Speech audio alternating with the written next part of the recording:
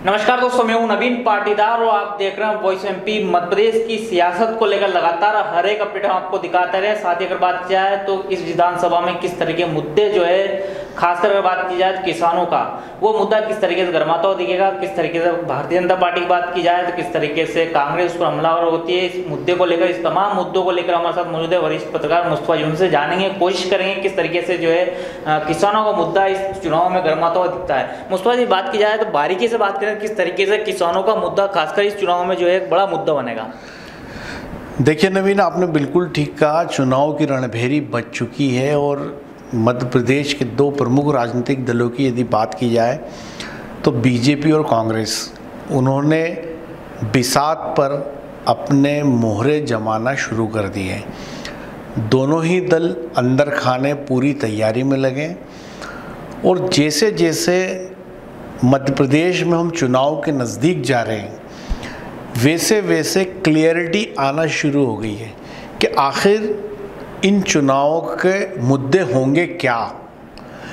तो पिछले एक महीने से जो लगातार हम खबरें कर रहे हैं, जो बात कर रहे हैं, ग्राउंड ज़ीरो से हमारे पास रिपोर्ट आती है। इसके अलावा डिजिटल मीडिया पे जो हमारी खबरें जाती है उस पे जो लोग कमेंट करते हैं, उन कमेंट्स से भी ये पता चलता है कि लोगों का रुझान किधर है, लोग क्या चाहते हैं। तो जो दो तीन ख़ास बातें जो मेरी जानकारी में आई है और जो लगातार हम रिपोर्टिंग करते हैं, जो हमारे को उससे जो हमें समझ पड़ती है, तो आपने बिल्कुल ठीक कहा कि ये मध्य प्रदेश की यदि बात की जाए तो ये किसानों का प्रदेश है। यहाँ इसकी शोहरत पूरे देश में एक कृषि प्रधान राज्य की है।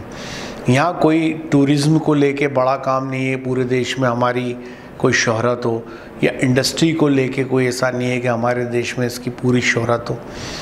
मेनली जो हमारी शोहरत है मध्य प्रदेश की, वो ये कृषि प्रधान राज्य की शोहरत है। तो जाहिर सी बात है कि यहाँ यदि जातियों को, वर्गों को हटा दें तो मध्य प्रदेश में एक वोट बैंक सबसे बड़ा है और वो वोट बैंक है किसानों का। तो ऐसे में ये लाजमी है कि जो आने वाला विधानसभा चुनाव है उसमें किसानों का मुद्दा सबसे बड़ा मुद्दा होगा और ये बात इस समय साफ तौर पे दिखाई दे रही है। और दूसरी जो बात सामने आ रही है वो भी इसी से जुड़ी हुई है और वो है नेताओं और अफसरों के गठजोड़ की, जिसके कारण शासकीय विभागों में लोगों के काम नहीं हो रहे हैं। तो जिन लोगों का काम नहीं हो रहे हैं वो भी अधिकांश किसान हैं, वो भी खेती किसानी से जुड़े ही लोग हैं जिनके काम नहीं हो रहे हैं। तो कुल मिलाकर के जो बात आपने कही, मध्य प्रदेश के में आने वाले समय में जो विधानसभा चुनाव होने हैं उसमें सबसे बड़ा मुद्दा किसानों का होगा। नवीन, मुस्तफा जी, अगर बात करें जिस तरीके से प्रदेश के मुखिया शिवराज सिंह चौहान मंच पर जिस तरह किसानों को लेकर, योजनाओं को लेकर ऐलान कर रहे हैं, चुनावी साल है, क्या लगता है आपको किस तरह की कमियां जो है किसानों को लेकर सरकार अभी तक जो टच नहीं कर पाई है, वो बड़ा मुद्दा बन सकती है? देखिए नवीन, कोई योजना अगर सरकार बनाती है तो वो पूरे प्रदेश के लिए होती है, हर आदमी के लिए होती है। लेकिन एज सच यदि बात की जाए तो आप योजनाएं कितनी भी बना लो, लेकिन जो उसको इम्प्लीमेंट करने वाले हाथ हैं, उस योजना को, उस कानून को धरातल पर लागू करने वाले जो हाथ हैं वो तो बदलते ही नहीं हैं। जो नौकरशाही है, जो ब्यूरोक्रेट्स है, जो अफसर हैं, वो तो वही है। आप 1000 योजनाएं ला के दे दो, 1000 कानून बना दो, लेकिन देखने वाली बात यह है कि क्या ज़मीन पे इसका क्रियान्वयन हुआ है कि नहीं हुआ है। जो भोपाल से जो योजना सरकार ने बनाई, क्या वो ज़मीन पर दम तोड़ गई या उसके लाभ वास्तविक हकदारों तक पहुंचा, यह महत्वपूर्ण बात है। तो देखिए, मध्य प्रदेश में 16 साल से भारतीय जनता पार्टी सरकार में काबिज है और इस 16 साल के अंदर जो एक महत्वपूर्ण बात हुई है वो ये हुई कि मध्य प्रदेश में जो शासकीय मशीनरी है उसका गठजोड़ बीजेपी के नेताओं से बहुत ताकतवर हो गया है। आप परिवहन विभाग के एक बाबू की बात करें तो पता चलेगा कि उस पर 4 बड़े नेताओं का हाथ है नीमच मंसूर के। वो बाबू का आप कुछ बिगाड़ नहीं सकते। वो बाबू 20 लाख रुपए की कार में बैठ के मंदसौर से नीमच अप डाउन करता है, मुख्यालय पे नहीं रहता है। आप क्या कर सकते हैं? वो रोज़ 11 बजे अपनी आमद नीमच में दर्ज कराता है, 6 बजे कार उठा के मंदसौर चला जाता है, लेकिन उसका कुछ नहीं बिगड़ रहा है। वो सप्ताह में 2 दिन 3 दिन ऑफिस में बैठता है, कौन पूछ रहा है? तो आप ये देखिए कि ये जो गठजोड़ है, ये जो शेल्टर है, जो ऊपर से किसी ने कह रखा है कि चिंता मत करो हम बैठे हैं, ये वाला जो सिस्टम है, उसके कारण जो ब्यूरोक्रेसी है, नौकरशाही है, वो पूरी तरह बेलगाम हो गई है। और इसके बेलगाम होने का परिणाम यह है कि जो आम लोगों के काम है, जो गरीब तबके के काम है, जो किसानों के काम है, वो नहीं हो रही। तो आप ये बताइए कि सरकार योजनाएं कितनी भी लाए, लेकिन ज़मीन पे, धरातल पे उसके वास्तविक हकदार तक वो लाभ पहुंच ही नहीं रहा है, तो उस योजना का फ़ायदा क्या है? और ये क्रियान्वयन करने वाले हाथ तो वही है जो सालों से जमे हुए हैं, किसी को 10 साल, किसी को 5 साल, किसी को 4 साल, किसी को 8 साल, तो वो लोग काम करते ही नहीं हैं।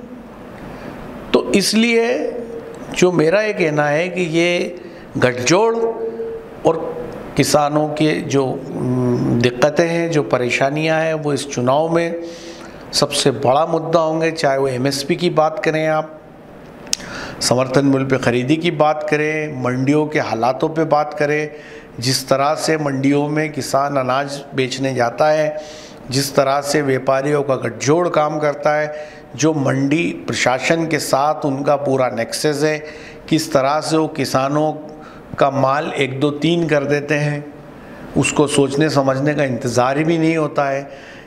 ऐसे दर्जनों मुद्दे किसानों से जुड़े हैं। फसल नुकसानी का मामला हो, फसल बीमा का मामला हो, या जो भी फसलें मध्य प्रदेश में आप देखिए, चाहे प्याज हो, लहसुन हो, गेहूँ हो, अलसी हो, रायड़ा हो, किसकी कीमत मिल रही है? अगर लहसुन की बात करें तो उसको लहसुन का किसान आग में झोंक चुका है, पानी में बहा चुका है और रोड़ी पर डाल चुका है। यही लहसुन किसी ज़माने में सफ़ेद चांदी कहलाती थी, लेकिन आज वही लहसुन की खेती से किसान विमुख हो रहा है। तो आज दूसरी ख़ास बात यह है कि जो किसानों से जुड़े जो डिपार्टमेंट है, चाहे पंचायत हो, चाहे जनपद हो, चाहे जिला पंचायत हो, ये सब पावरलेस हो गए। इनके पास शक्तियाँ नहीं रही, तो ये कुछ करने की स्थिति में नहीं रहे। ये भी एक बड़ा मुद्दा है। उससे किसानों के जो काम उनके क्षेत्र का सरपंच, जनपद सदस्य, जिला पंचायत सदस्य कर दिया करता था, या अपना दुखड़ा वो किसान उनको रो देता था, वो काम भी होना बंद हो गए। तो ये भी एक बड़ा मुद्दा है। तो कुल मिला के ये पूरी जो चुनाव की कवायद है, वो मुझे इन 2 बिंदुओं के आसपास घूमते हुए दिखती है। और धीरे धीरे इस चुनाव में किसान एक महत्वपूर्ण फैक्टर होता जा रहा है। नवीन मुस्तफा जी, सादी बात किया तो पिछले चुनाव में हमने देखा कमलनाथ ने कर्ज माफ़ी की बात कही थी, और इस बार जो है शिवराज सिंह चौहान ने ब्याज माफ़ी की बात की है। तो क्या आप अंतर मानते हैं, कितना फ़ायदा किसानों को मिल सकता है? पिछले बार जो योजनाओं का ऐलान किया गया था, उसमें किस तरह के किसानों को राहत मिली, क्या मानते हैं आप? देखिए नवीन, ये इन ऐलानों को मैं लफबाजी ज़्यादा मानता हूँ, चाहे वो कमलनाथ करे, चाहे शिवराज करे। क्योंकि जब तक प्रदेश का मुखिया ये नहीं देखेगा कि समाज के अंतिम छोर पे जो व्यक्ति बैठा है, सरकार के इन ऐलानों का उनको क्या फ़ायदा हो रहा है, क्या वो जो उन्होंने घोषणाएं की है वो उसकी मदद उस अंतिम आदमी तक पहुंच रही है? आप देखिए सरकारी महकमों की समूचे प्रदेश में स्थिति क्या है, किस तरह से लोग जो है छोटे छोटे कामों के लिए धक्के खा रहे हैं, किस तरह से परेशान हो रहे हैं। बड़े नेता या चीफ मिनिस्टर बड़ी बड़ी बातें करते हैं, भाषण देते हैं, लेकिन कभी, मैं तो ये कहूँगा कि जिस तरह पुराने ज़माने में राजा भेष बदलकर अपनी प्रजा के बीच जाता था और पूछता था हाल, जानता था कि उनका उस राजा का शासन कैसा चल रहा है, ऐसा कभी शिवराज सिंह जी करके देखें। उनको असलियत पता चल जाएगी कि उनके अफसर कर क्या रहे हैं। एक दिन किसी दिन वो किसी विभाग में अचानक जाके सरप्राइज विजिट करके देखें, एक आम आदमी की तरह लाइन में लग के देखें, तो उनको पता चलेगा कि उनकी सरकार में कैसा प्रशासन चल रहा है, कैसे आम आदमी को ट्रीट किया जा रहा है, कैसे लोग 100 किलोमीटर के धक्के खा के जिला मुख्यालय आते हैं, जब उनको अफसर नहीं मिलते हैं वो चले जाते हैं। 2-2, 5-5 साल से लोगों के नामांतरण नहीं हुए, बंटवारे नहीं हुए, रेवेन्यू में मध्य प्रदेश में करोड़ों मामले पेंडिंग पड़े, लेकिन कोई सुनने वाला नहीं, कोई देखने वाला नहीं, कोई स्क्रूटनी करने वाला नहीं, क्योंकि पर डे बेसिस पे इतने काम, इतनी मीटिंगें चलती रहती है। अफसर क्या करेगा? अफसर करता ही नहीं है। दफ्तर में बैठ के कौन कागज़ खंगालेगा, कौन देखेगा? चाहे कोई भी विभाग आप उठा लीजिए, बेहिसाब पेंडेंसी है। तो यदि ये हालात है तो फिर कैसे आप बताइए, सरकार की घोषणा कमलनाथ ने की, 15 महीने में सरकार चली गई, किसी को हुआ किसी को नहीं हुआ, नए लोग बैठ गए, नई बातें करने लग गए, पुरानी योजनाओं को उन्होंने ठंडे बस्ते में डाल दिया, नया ऐलान कर दिया, नई सरकार बनेगी तो देखेंगे। मध्य प्रदेश की सरकार 2700 करोड़ रुपए का रोज़ाना कर्ज ले रही है। दिल्ली ने जो गाइडलाइन जारी की है, जिसमें मध्य प्रदेश, आंध्र प्रदेश, पंजाब और हरियाणा वो राज्य जो अपने राज्य की असेट को गिरवी रख के कर्ज ले रहे हैं रोज़। तो सरकार की जो स्थिति ऐसी है कि आखंड कर्ज में डूबी है, तो उन घोषणाओं का औचित्य क्या है? मुझे जो लगता है, चुनाव के इन वक्त पे जितनी भी घोषणाएं होती है वो केवल चुनाव तक ही होती है। आए तो देखेंगे और नहीं आए तो नई सरकार उनको ठंडे बस्ते में डाल देगी, क्योंकि पुरानी सरकार की योजनाओं को दूसरी सरकार अगर बैठ गई, दूसरी पार्टी की, तो वो क्यों उसको लागू करेगी? वो अपनी नई योजना लॉन्च करेगी। तो कुल मिलाकर के चुनाव के वक्त की इन घोषणाओं को मैं बेमानी मानता हूँ। मैं तो एक सामान्य बात कह रहा हूँ कि एक सामान्य व्यक्ति का, वो जिस किसी विभाग में जाता है उसका काम हो जाए, जो उसके रोज़मर्रा के काम है, तो ही ये सरकार का बहुत बड़ा अचीवमेंट है। लेकिन स्वयं सीएम खुद दिखवाए कि उनके जो सरकारी डिपार्टमेंट है उसमें कैसी पेंडेंसी है, कैसे लोग धक्के खाते हैं। अरे अस्पतालों में कुत्ते के कांटे के इंजेक्शन नहीं है, जिसको लेकर मरीज भटकते हैं कि श्रीमान जी इंजेक्शन तो लगा दो। तो ये हकीकत है। पर चुनाव आते हैं, लफबाजी नेता करते हैं, बड़ी बड़ी बातें करते हैं और वो डमरू बजाते हैं, अपनी तरफ लोगों को खींचते हैं, लोग उनके भुलावे में आते हैं, एक नए लोग सरकार बैठ जाती है, लेकिन ज़मीन पे हालत एज इट इज़ रहते हैं। सरकारें बदलती है लेकिन आम आदमी में कुछ भी बदलाव नहीं होता, उसके जीवन स्तर में कोई बदलाव नहीं होता।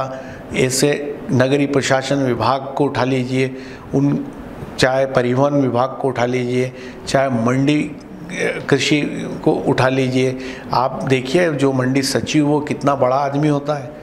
मंडी सचिव आम आदमी का कभी फ़ोन नहीं उठाता है, मंडी सचिव सीधे भोपाल से कनेक्ट होता है। तो ये तमाम जो स्थितियाँ और हालात हैं नवीन, ये कोई सामान्य नहीं है, ये गंभीर है। और आने वाले चुनाव में ये चीज़ें मुद्दा बनती मुझे साफ तौर पर दिखाई दे रही है कि चुनाव में ये सारे मुद्दे उठेंगे। तो ये थे वरिष्ठ पत्रकार मुस्तफा जी, जिनसे हमने बात की किस तरीके से किसानों का खासकर मुद्दा इस विधानसभा चुनाव में खासकर देखने को मिलेगा। जिस तरीके से किसानों की स्थितियां, किसानों को भाव नहीं मिल रहे, उपज के लिए लगातार परेशान होना पड़ता है। प्रदेश की तमाम मंडियों में ये हालत है। ऐसे में बात किया है तो किसानों का मुद्दा इस बार फिर जो है विधानसभा चुनाव में गर्माता हुआ देखा जा सकता है।